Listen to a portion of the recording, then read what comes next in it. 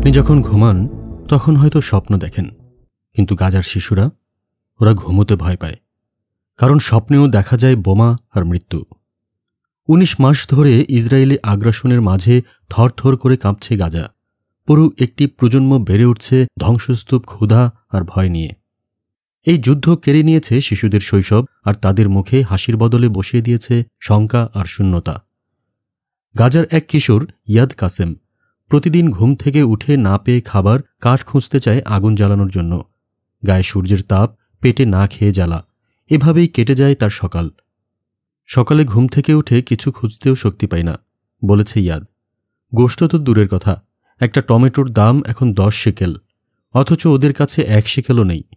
খোলা জায়গায় তাঁবুর নিচে থাকা মানে প্রতিটি মুহূর্তে মৃত্যুর অপেক্ষা। বাবা রাত জেগে পাহারা দেন, যদি হঠাৎ বিমান হানা হয়। একটা শার্পনেল, মাত্র একটা, যে কোনো মুহূর্তে কেড়ে নিতে পারে প্রাণ। একই গল্প মরিয়ম আশুরের, বয়স মাত্র 12।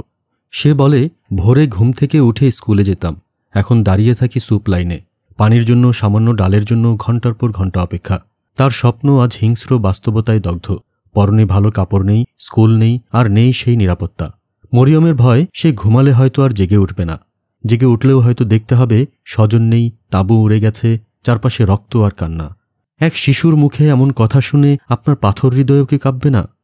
গাজার প্রতিটি শিশুর মুখে একটাই কথা, আল্লাহ, যুদ্ধ বন্ধ করে দাও। এই আহ্বান কি কানে যায় না এই দুনিয়ার নেতাদের? এই কান্না কি পৌঁছায় না সভ্যতার গর্ব করা জাতিসংঘের দেওয়ালে?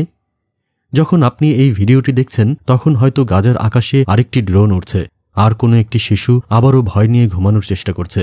এই ভিডিও যদি আপনাকে স্পর্শ করে, তাহলে শেয়ার করুন। তাদের কণ্ঠ পৌঁছাক আরও বহু মানুষের হৃদয়ে।